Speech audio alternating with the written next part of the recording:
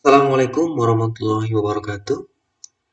Kali ini kita akan belajar fisika dasar untuk di pertemuan pertama, yaitu tentang listrik statis. Oke, kita mulai dulu. Apa sih yang dimaksud dengan listrik statis, gitu ya? Jadi listrik statis ini kita mungkin fenomena-fenomena alam yang atau kejadian alam yang berkaitan dengan listrik statis, mungkin kalian sudah pernah pelajari di waktu kelas SMA atau ya kelas 12 atau di kelas 10. Nah, apa itu listrik statis? Apa fenomena listrik statis? Mungkin kita harus tahu dulu ya, kira-kira fenomena apa aja yang berkaitan dengan kejadian listrik statis. Mungkin dulu pernah waktu di SD melakukan percobaan ketika penggaris plastik digosok ke rambut. Ya, kemudian penggaris plastik tersebut ternyata bisa menarik atau bisa uh, menarik kertas-kertas kecil yang ada di sekitarnya. Atau mungkin kejadian lain, bisa saja kita misalkan di fenomena listrik statis, yang lain adalah berkaitan dengan kejadian alam yaitu petir. Kalau kita lihat petir itu bisa terjadi karena ada gesekan antara awan, ya kan. Setelah proses pergesekan, ya kan, bentuklah elektron-elektron bebas. Jadi fenomena listrik statis ini bisa kita artikan sebagai yang tadinya gejala listrik statis, tadinya benda netral. Jadi awal mulanya itu benda netral dan mengalami penambahan atau pengurangan elektron. Seperti halnya tadi ya, petir karena adanya gesekan antara awan sehingga terbentuklah elektron-elektron bebas, kemudian saling berkumpul sehingga memiliki cukup beda potensial. Ada terjadinya beda potensial. Jadi Thales 2600 tahun yang lalu telah memperhatikan fenomena sebuah benda fosil mirip kaca atau resin yang digosok dapat menarik benda-benda tertentu secara ajaib. Misalkan pakaian yang terbuat dari bulu binatang. Nah, seperti ini. Kemudian pada tahun 1600-an, William Gilbert menamai gejala batu ambar ini dengan gejala apapun yang serupa sebagai elektriks. Dalam bahasa Yunaninya, batu ambar disebut elektron. Nah, ini nanti kita akan sebut sebagai satuan muatan elektron ya. Atau dalam bahasa Indonesianya adalah disebut listrik. Kemudian pada tahun 1700-an, seorang ilmuwan bernama Dufay menunjukkan bahwa ada dua jenis gejala kelistrikan statis, resonance atau sering disebut elektron, atau di sini kita bisa artikan negatif, muatan negatif, dan vitreous sering disebut dengan positif, gitu ya. Kemudian Benjamin Franklin pada tahun 1752 menyatakan bahwa fenomena kilat dan batu ambar merupakan gejala yang sama dan menamakan memberi tanda kedua listrik menjadi muatan listrik, positif itu proton, negatif itu elektron. Kemudian ada lagi Robert Milkan mencari harga muatan yang paling kecil, hasilnya ternyata 1,6 kali 10 pangkat minus 9 kolom. Ini adalah berdasarkan percobaan tetes minyak milikan.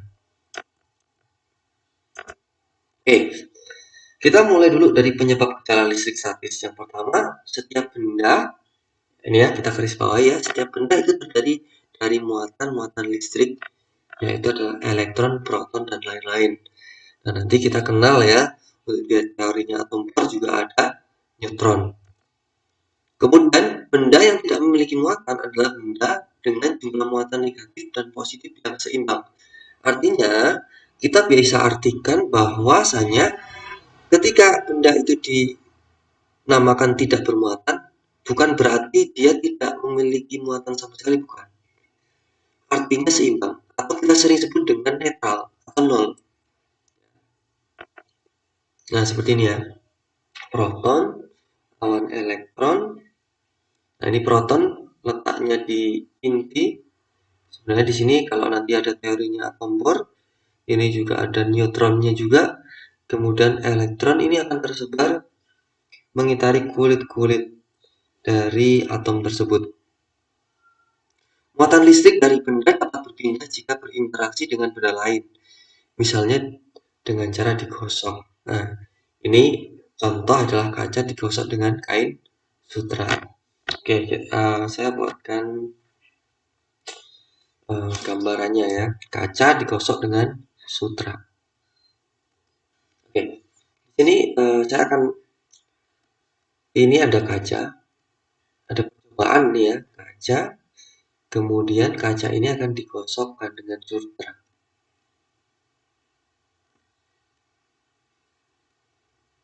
Dengan sutra. Nah, berarti ini kita ada dua, ada kaca, kemudian di sini ada sutra. Nah, kaca tadinya adalah, misalkan ini suatu kaca ya.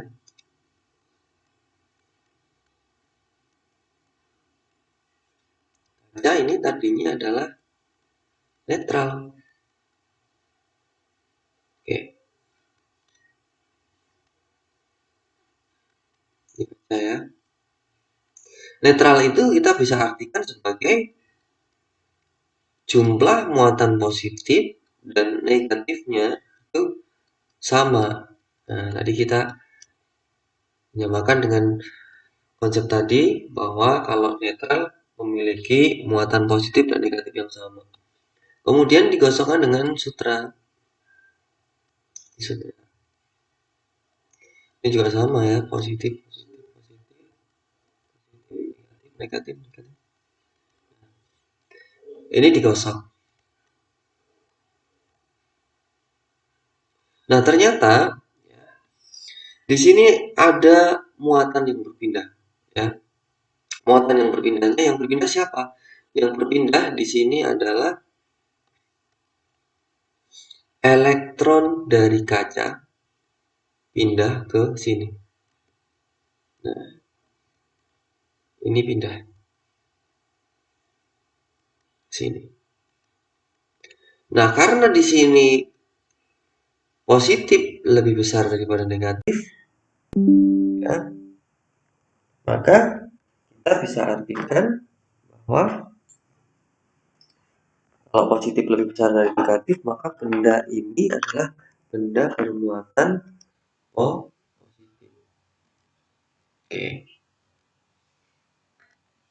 Nah, ini jadi bendanya di sini adalah bermuatan positif. Sifatnya berarti positif.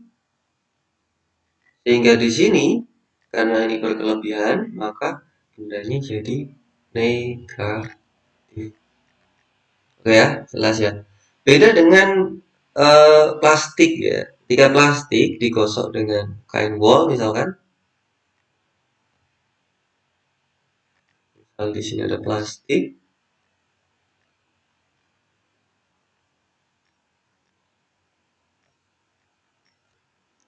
digosok dengan kain wol. Nah, plastik ini malah jadi negatif. Sedangkan wol jadi positif. Hal ini kenapa? Hal ini karena ini enggak elektron dari, nah, kita lihat pergerakan elektronnya ya. Elektron dari wol pindah ke plastik. Simpel ya. Oke. Jadi karena perpindahan elektron, tadinya ini kan netral nih, tadinya mula-mula netral. Kemudian karena perpindahan elektron dari wol ke plastik, maka yang tadinya netral jadi memiliki kelebihan elektron, maka sering disebut dengan muatan negatif gitu ya. Ya, oke.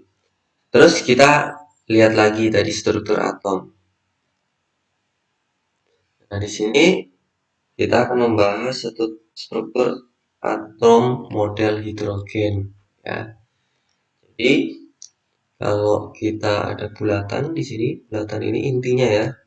Di inti itu ada proton dan elektron, maaf, proton dan neutron.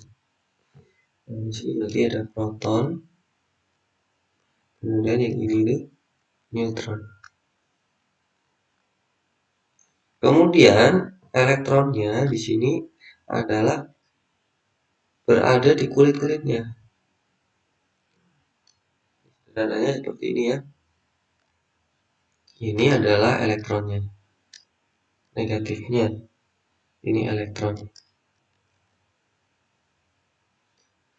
Kemudian di sini adalah disebut dengan inti atomnya. Gitu. Nah, ini adalah visualisasi untuk model atom hidrogen. Gitu. Secara materi, antara dua atom dapat melakukan interaksi gravitasi. Sama halnya kalau kita analogikan bumi dengan bulan. Nah, ini ada tarikan ya, kurang lebih ada tarikannya ya. Supaya si elektron ini tidak mudah lepas ya, atau tetap berada pada garis edarnya gitu, atau kulit-kulit atomnya itu ya.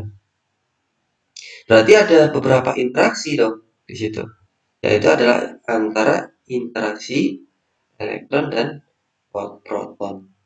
Nah, ini pada tahun 1768 itu ada ilmuwan yang bernama Coulomb, yaitu mengenai percobaan Coulomb ya di situ ya. Ternyata percobaan Coulomb ini menimbulkan efek interaktif ya, atau atraktif, tarik menarik. Tarik menarik antara apa? Ya, tadi tarik menarik antara elektron dan tolak menolak elektron dan proton. Nah, maka gaya tarik menarik dan tolak menolak ini akan sebanding dengan R-nya ya. Jadi ada gaya, ini ada gaya kolom. Kemudian di sini ada muatan, ini ada muatan ya, muatan positif dan negatif. Ini muatan, satuannya adalah kolom, newton. Kemudian ada juga R-nya. R ini berarti adalah jarak antara dua muatan, gitu ya. Karena bisa jadi nanti muatannya nggak cuma satu. Nah, di sini ya, kita mulai nih ya. Ada suatu percobaan yang dikemukakan oleh Pak Coulomb ini, yaitu hubungan antara gaya elektrostatik dengan jarak besar muatan. Ini percobaannya namanya adalah Torison balance. Oke.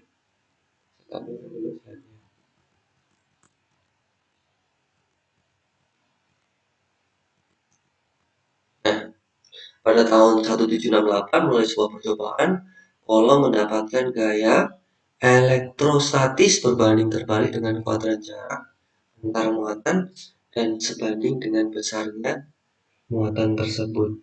Berarti kalau kita misal pernyataan ini kita buat sebagai pernyataan dalam bentuk matematis, nah kita bisa artikan bahwa untuk F formulanya ya, nanti di sini F ini adalah sebanding. F di sini sebanding dengan apa? Dengan muatan, yaitu ada muatan, misal di sini muatan A dan muatan B. Dan F itu berbanding terbalik dengan kuadrat dari jaraknya. Kalau kita lihat pada percobaan Torison balance, ini terdiri dari dua buah muatan. Ya, muatannya adalah muatan A dan muatan B. Bola dapat berputar, ya, bola ini bisa berputar memutari benang serat. Dan bola B merupakan bola yang tidak bisa bergerak. Ini ya, bola B ini merupakan bola yang tidak bisa bergerak. Ini sebagai pusatnya ya.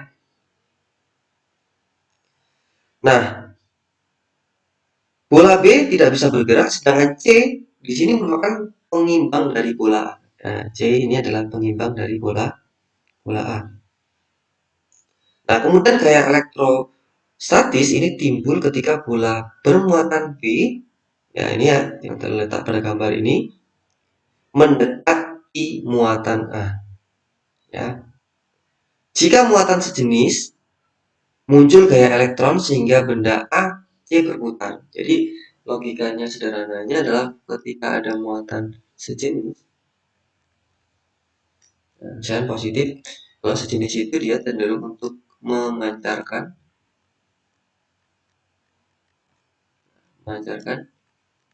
maka dia akan tolak menolak. Ketika ini sejenis, maka ini akan tolak menolak. Kalau berlainan jenis, positif dengan negatif, kalau negatif ini masuk ya, dia menyerap semuanya X ini, maka dia akan tarik menarik.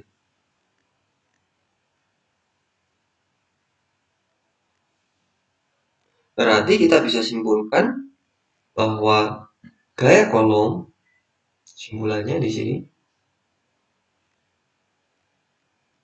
gaya kolom itu adalah sebanding dengan K.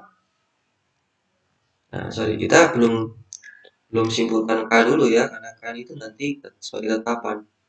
Itu adalah berbanding lurus dengan muatan dan berbanding terbalik dengan jaraknya, kuadrat jaraknya.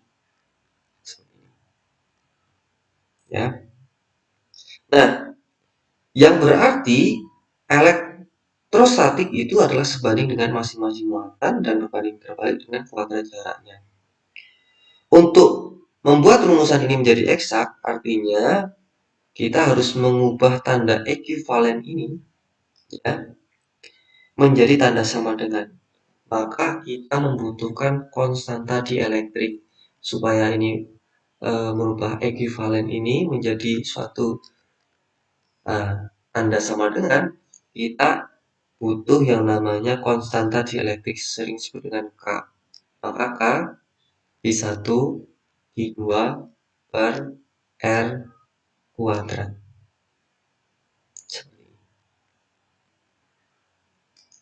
Maka rumusnya seperti ini ya. Oke, kita akan mencoba untuk memaparkan nilai K yang kita kenal sebagai konstanta dielektrik atau konstanta kolom. Ini ternyata asal mulanya adalah berkaitan dengan percobaan yang pernah dulu dilakukan oleh Kelvin ya. Nah, ini awal mulanya percobaan ini menggunakan prinsip yang sama dengan konstanta gravitasi G yang kita pernah belajar tentang, mungkin dulu di SMA atau di SMA pernah belajar tentang G gravitasi bumi. Gravitasi bumi. Nah, pada gravitasi bumi atau gravitasi universal kali ini kita mengenal konstanta gravitasi ya yang besarnya 6,67 sekian ya. Namun ia tidak bisa mempublikasikan ternyata kolom ini juga mempublikasikan karya-karyanya melalui pada tahun 1700 tadi ya, bahwasanya dia memiliki nilai konstanta sendiri ya, yang kita sebut dengan nilai K, konstanta dielektrik. K ini akan sangat berpengaruh terhadap gaya torak menolak yang sebanding dengan torsi ya. Sehingga jika kita lihat bahwa torsi atau nilai K ini adalah, kita bisa ya hapus dulu.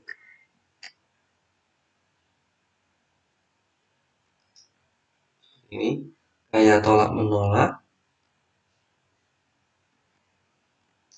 itu sebanding dengan torsi, di mana torsi itu persamaan umumnya adalah F kali R ya. Sehingga jika torsi bisa diukur, maka muatan yang atau jarak yang diketahui nilai K-nya bisa kita peroleh dengan hubungan persamaan bahwa K itu adalah F kali R kuadrat per IA kali IB.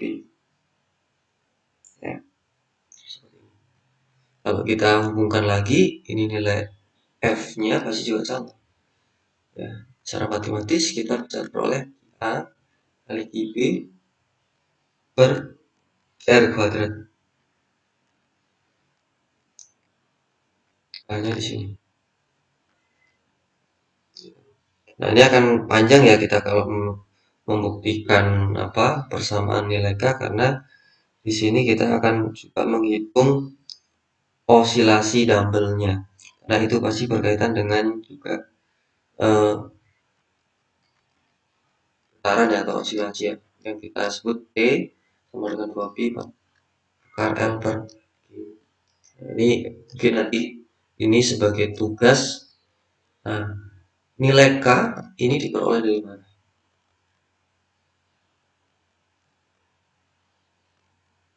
Ya, ini ya. Oke, kita lanjut lagi. Nah, tadi maka kita peroleh persamaan seperti ini. Dari hasil percobaan, maka kita peroleh F sama dengan K Ki-A kali Ki-B per R kuadrat. Nah, kita harus tahu bahwasanya F gaya kolom ini merupakan besaran vektor. Besaran vektor di sini adalah besaran yang memiliki nilai dan juga dia memiliki arah.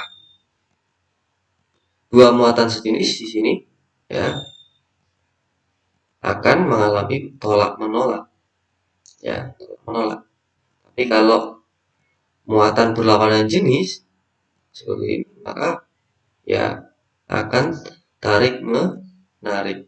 Ingat bahwa gaya elektrostatis seperti juga gaya lain merupakan besaran vektor.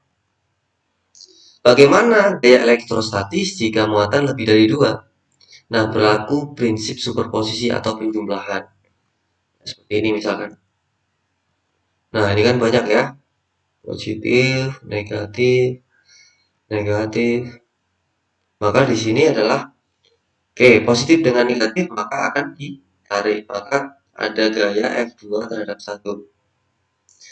Ya, kemudian positif Q1 dengan Q3 akan ditarik karena positif dengan positif, maka tanda panahnya seperti ini. Maka akan ditarik. Sedangkan positif di sini dengan positif di sini akan ditolak. Nah, maka tandanya di sini adalah garisnya adalah garis yang tanda panahnya menjauhi F4 1.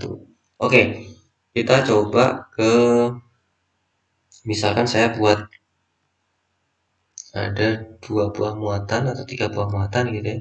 Kita mulai dulu dari 2 buah muatan dulu biar yang lebih sederhana.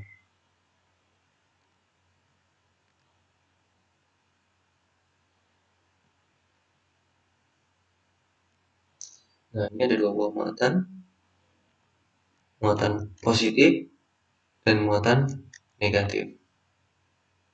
Misalkan 3 buah juga nggak masalah. Di sini misalkan positif lagi. Ini Q1, ini Q2, ini Q3. Nah, maka kita akan menggambar gaya-gaya yang bekerja pada sistem ini. Q2 dengan Q1 ini adalah kutub positif dan muatan positif dan muatan positif, maka dia akan tolak menolak. Kalau ini gaya terhadap Q1, Q2, maka di sini kita artikan F1 terhadap 2. 1, 2. Terus positif dengan negatif Nah, maka akan ditarik. Maka ini seperti ini gambarnya.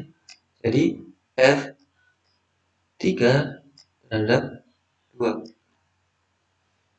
Nah, maka terjadi resultan antara gaya-gaya yang bekerja.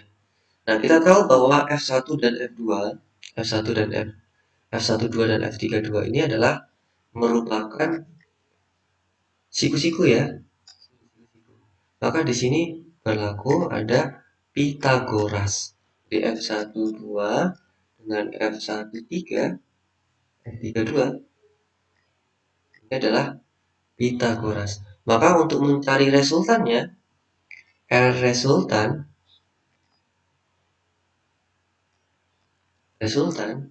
maka kita FR gitu ya,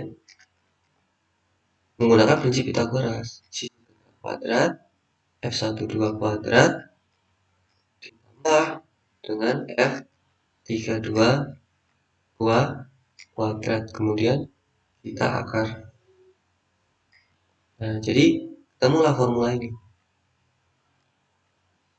Ya, ini kalau semisal 3 buah muatan dan membentuk misalkan di sini segitiga ya, segitiga Semarang gitu ya. Nah, beda lagi nanti kalau segitiga misalnya segitiga sama kaki ya. Nah, oke. Berikutnya kalau misalkan ada muatan yang berada di tengah-tengahnya. Jadi ada 3 buah muatan yang terletak dalam suatu garis lurus. Seperti ini. Ini Q1, kemudian ini Q2, dan kemudian ini ada Q3 di sini. Nah, berapa gaya yang bekerja pada Q3? Gaya yang bekerja pada Q3. Nah, kita lihat karena di sini vektor, maka Q3 dengan Q2 ini harus kasih tanda dulu ya, positif negatif, negatif. Positif dengan negatif maka akan ditarik yang ini. Nah, F2 terhadap 3 ini sama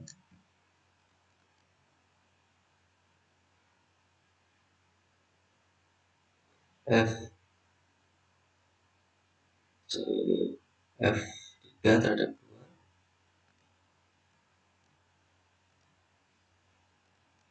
ini F3 terhadap 1.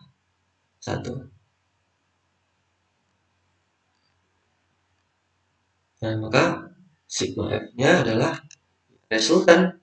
Berarti yang ke kanan kita misalkan positif F32 kurangi F31. Ini.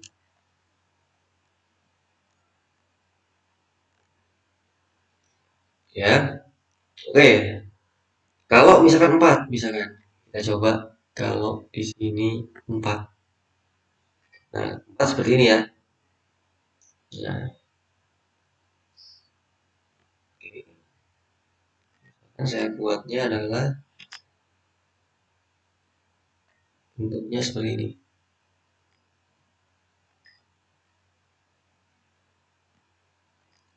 Ini positif, ini positif, ini negatif, ini negatif. Punya cara yang sama misalkan.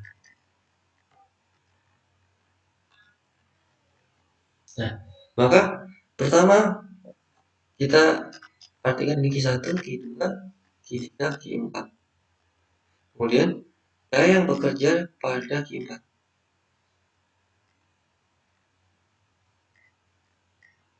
Dan muatan 4. Oke, berarti sama. Positif dengan negatif maka akan di ini. Negatif maka ini adalah F2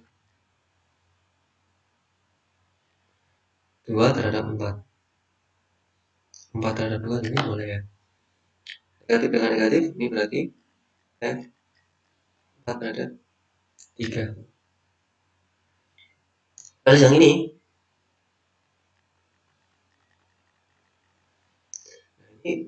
artikan adalah F 4 terhadap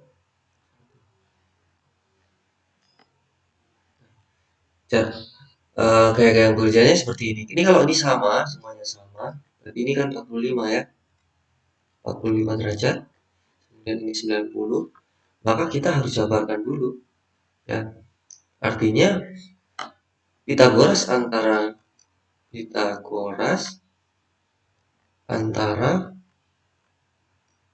F42 dengan F43.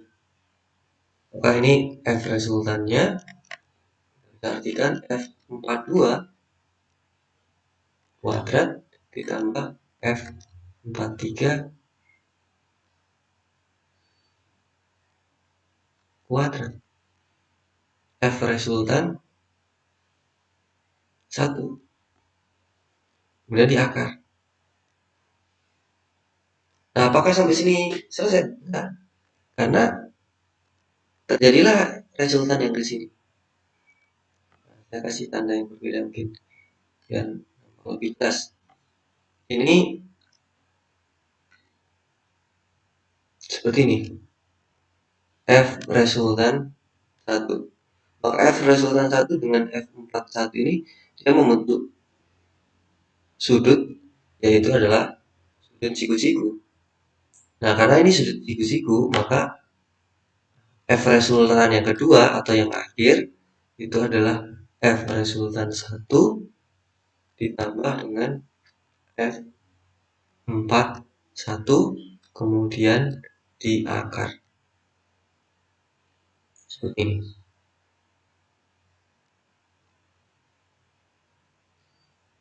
Ya.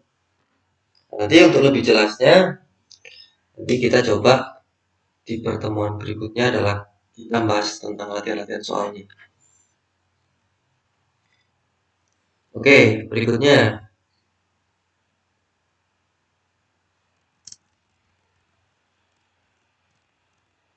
Ini ya, resultannya. Nah, kita masuk ke medan. Nah, medan ini kita bisa artikan sebagai daerah yang masih terdampak oleh kolom.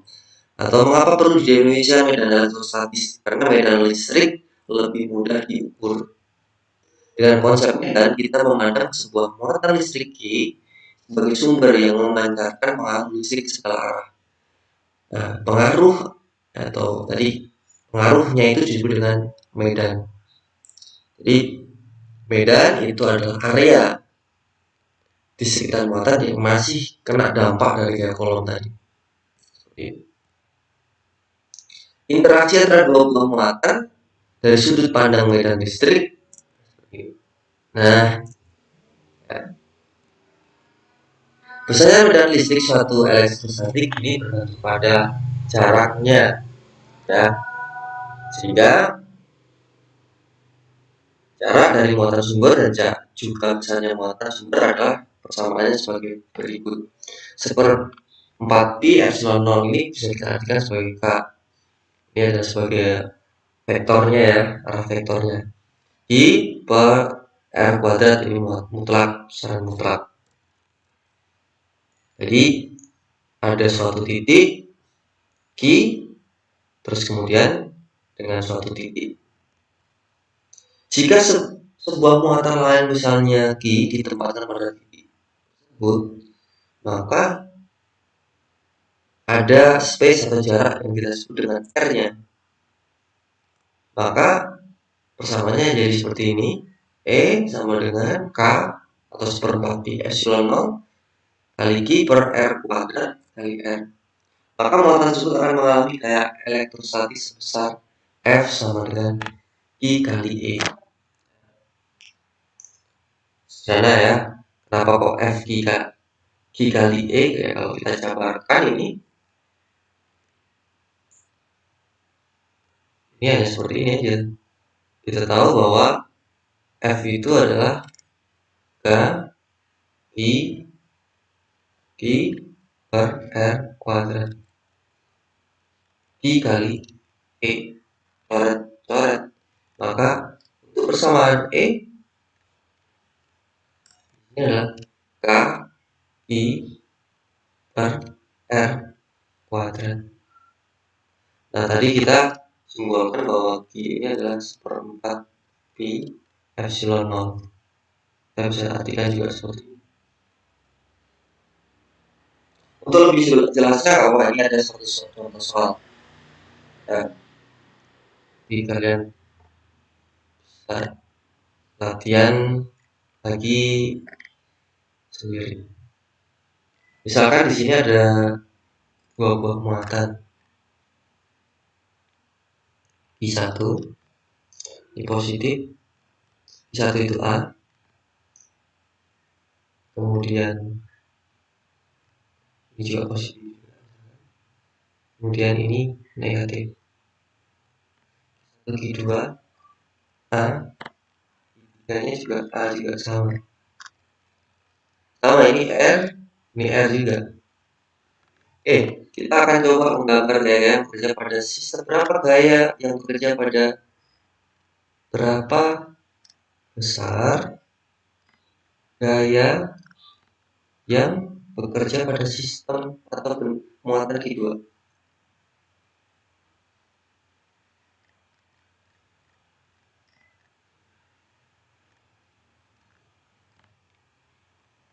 Ini ya.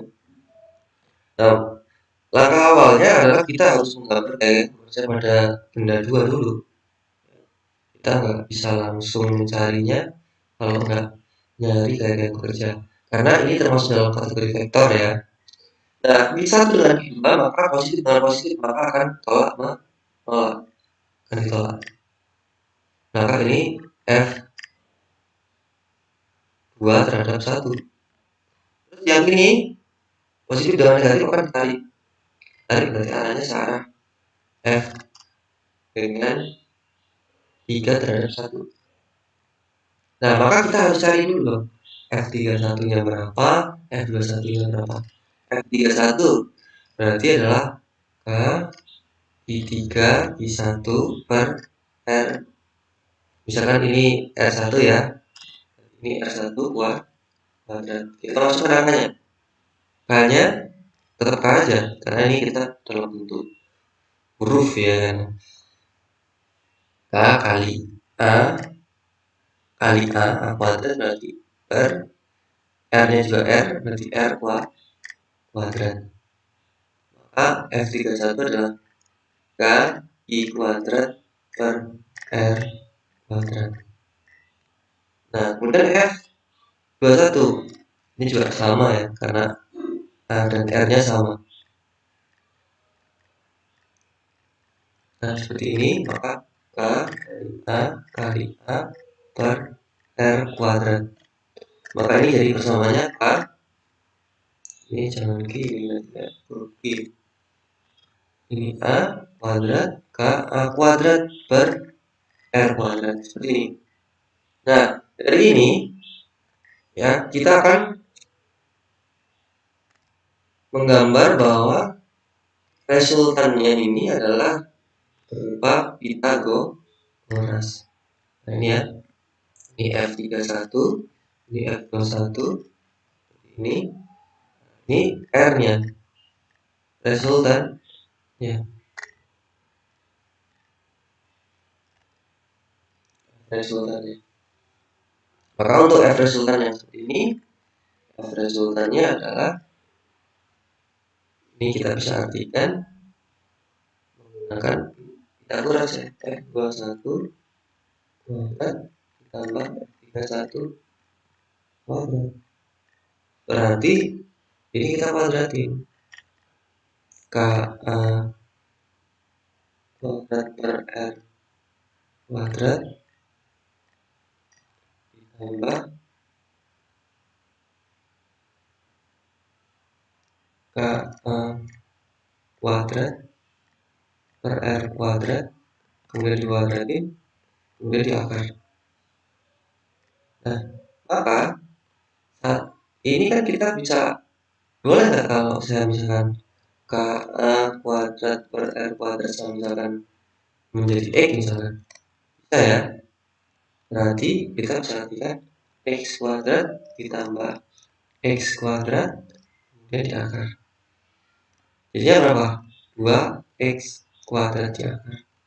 Akar 2X kuadrat, maka jadi X akar 2. Terus kita masukkan lagi bahwa X-nya itu adalah KA kuadrat per R kuadrat. Berarti KA kuadrat per R kuadrat akar 2. Ini hasilnya seperti ini. Oke, mungkin pertemuan kali ini cukup sekian. Nah, kita akan lanjut lagi ke pertemuan berikutnya, yaitu berkaitan tentang medan listrik ya. Nanti kayak bekerjanya mungkin tidak hanya berupa segitiga sama kaki ya, nanti bisa juga menggunakan segitiga yang sembarang atau segitiga mungkin yang sudutnya lebih dari 90 ya. Oke, dari saya cukup sekian. Terima kasih. Assalamualaikum warahmatullahi wabarakatuh.